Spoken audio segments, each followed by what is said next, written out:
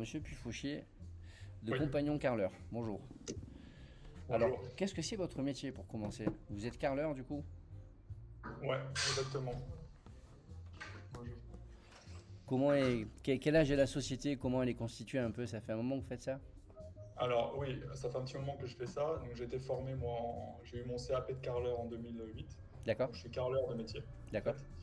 Et donc par la suite, j'ai travaillé dans des entreprises, dans des structures un peu familiales.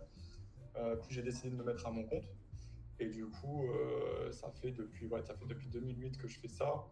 Et la société, j'étais auto-entrepreneur ensuite par la suite. Et on s'est transformé en société il y a 4 ans environ. Voilà. Et vous avez commencé à recruter du coup? Et là, ouais, on a commencé à recruter. On est 4 là dans la société, plus moi. Donc ça fait 5 personnes. D'accord.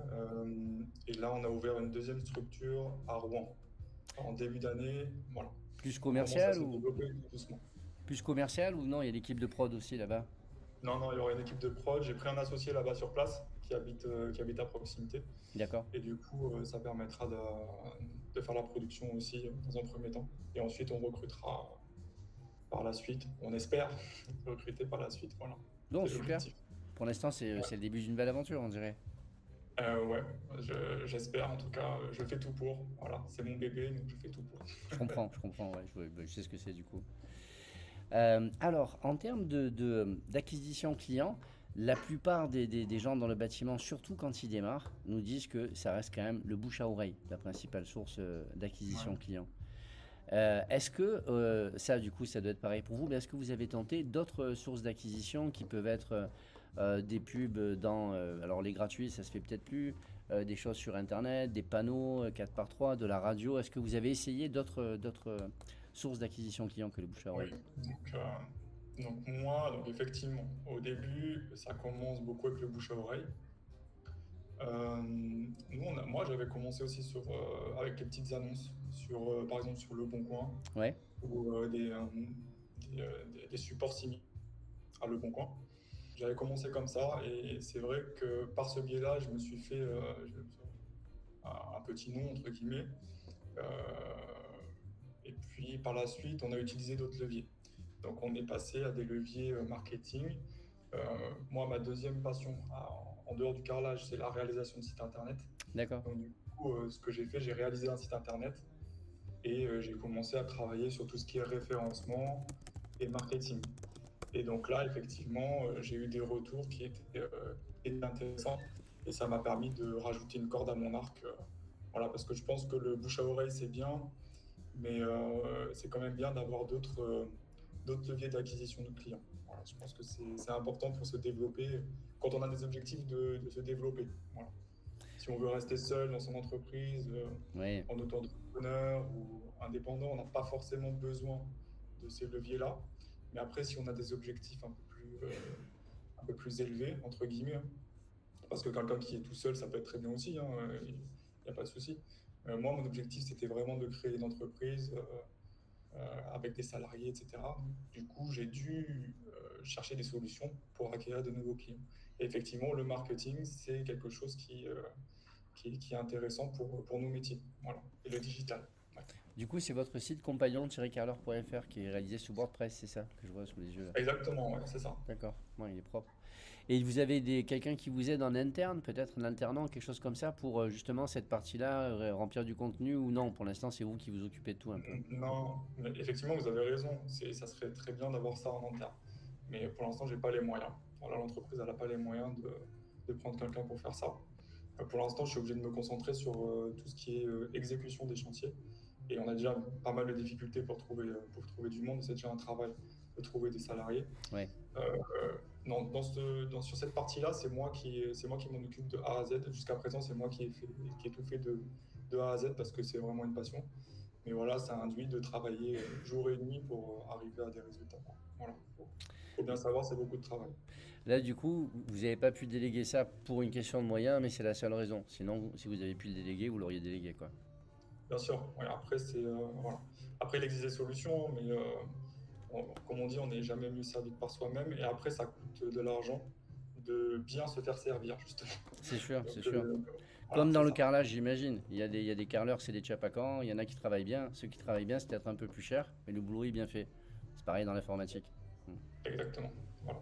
C'est exactement ça. Entendu, en tout cas, vous êtes bien conscient des enjeux derrière. Pour l'instant, il y a peut-être un manque de temps et pour l'instant de budget, mais on espère que la société continuera à grossir et que vous en dégagerez.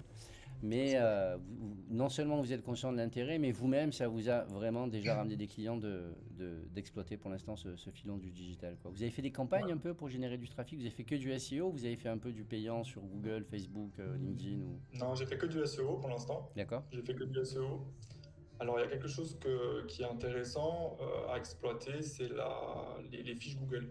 Ouais, Voilà, Google My la fiche Business. Google pour son établissement, c'est un conseil que je peux donner aux personnes qui se lancent. Voilà, après, c'est pareil, ça s'entretient, etc. Mais c'est un beau levier. Il faut coupler ça à un joli site internet. Et après, il faut surtout, voilà, tout ça, voilà, c'est du marketing digital, mais il faut surtout bien travailler après. Voilà, c'est très important de Ah, bien pour garder le travailler. client, vous voulez dire bien travailler quand vous posez le carrelage, quoi. Pour le bouche à oreille Ouais, digital. Parce qu'en fait, on passe dans un nouveau système digital, du coup, où c'est un bouche à oreille digital. Donc les gens, ils vont regarder les avis, ils vont ouais. regarder des choses comme ça. Et c'est voilà, c'est ce qu'on appelle la preuve sociale. Donc, du coup, ils vont regarder les avis, ils vont tout de suite, si vous avez des mauvais avis, euh, c'est euh, c'est tout de suite compliqué de venir convaincre les gens de travailler pour eux. Voilà, donc c'est important de très bien travailler après et d'être bien structuré pour pouvoir bien travailler en amont, de faire toutes ces démarches, d'aller chercher les clients. Je pense, c'est mon avis en tout cas. Non, Voilà, c'est c'est ce que sûr. j'ai fait. Tout le monde regarde les avis, que ce soit sur Amazon, que ce soit pour acheter un service, que ce soit sur n'importe quoi aujourd'hui. C'est sûr que les avis, c'est hyper important et je vois que les autres, effectivement, ils sont plutôt bien travaillés. 4,9 sur 80, ouais, je vois.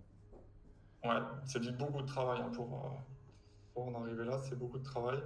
Et voilà, c'est il peut y avoir des mauvais avis des fois, c'est tout de suite recontacter le client, demander qu'est-ce qui s'est passé ou contacter la personne. Et bien souvent, c'est des clients qui n'ont pas réussi, des personnes qui n'ont pas réussi à me joindre, Ouais. ou j'étais pas ouvert à l'horaire indiqué ou des choses comme ça. Et Donc vous du coup, c'est rattrapez beaucoup. le truc, du coup. Et je rattrape le truc en les appelant et puis en discutant avec eux. C'est beaucoup de temps en fait, voilà, pour arriver à ce résultat-là. C'est vrai que si vous laissez faire, après les résultats sont un petit peu moins bons. Donc Bien voilà. sûr. Il faut vraiment aimer son entreprise et vouloir le meilleur pour elle pour passer autant de temps dessus. Mais je pense que c'est pour tout le monde pareil, j'espère en Oui, tout cas. c'est ça, quand on est entrepreneur, après, ben, forcément, on réfléchit différemment. Ah, et C'est Carreleur ça. Rouen, vous commencez à sortir, je regarde, ça y est. C'est en troisième position. Ouais, Campagne en carreleur.fr. Ouais, donc vous y bossez jusqu'à maintenant régulièrement, parce que vous n'avez pas nourrir Rouen. Rouen, vous êtes déjà classé, c'est que vous y bossez pas mal, quoi. c'est ça. Ouais. Je travaille beaucoup là-dessus. Je travaille le soir très tard. Et voilà. Donc, du coup, ça paye. Voilà. Ouais, super, super. Entendu pour ça. En termes gestion interne ou gestion de chantier, alors toujours pareil en termes de digitalisation, il y a de plus en Ouais. plus d'outils qui se font pour gérer à la fois ces chantiers. Alors il y a des trucs très évolués quand on fait de la maîtrise d'œuvre. Je ne sais pas comment ça se passe dans le carrelage, mais il y a au moins des outils pour gérer la relation client, par exemple, pour avoir un historique. Alors je ne sais pas si vos clients, vous les revoyez plusieurs fois, parce que c'est quand même particulier le carrelage. Je ne sais pas s'il y a une notion de... Non, ouais, c'est vrai que nous, c'est assez particulier. Donc, le bouche à oreille, c'est important. Mais après, c'est vrai qu'on n'a pas de clients récurrents. Ouais, Voilà. Quand on pose du carrelage, on le pose pour 20 ans ou 30 ans. ouais, Enfin, après, ça sera des critères esthétiques quand ils voudront changer leur carrelage. ouais. Mais ça tient longtemps.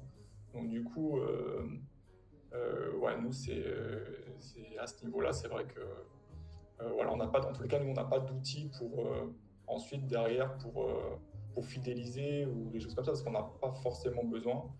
Simplement, voilà, euh, je laisse faire entre guillemets à ce niveau-là. C'est vrai que c'est quelque chose que j'ai pas travaillé, mais j'ai pas de, si vous voulez, j'ai pas de liste de mails. Je fais pas de mailing ou des choses comme ça. C'est pas des choses que je fais.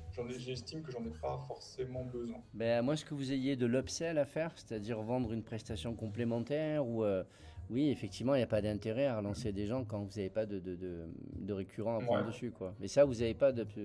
Non, repasser pour faire un entretien, j'essaie de réfléchir, je connais pas Bah, bien en votre fait, métier, ouais, mais... à la limite, c'est pas une mauvaise idée que vous avez.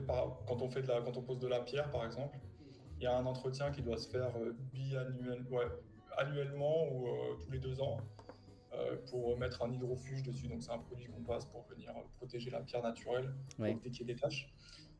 Ça, c'est quelque chose qu'on pourrait mettre en place, par exemple, sur nos chantiers de pose de pierre.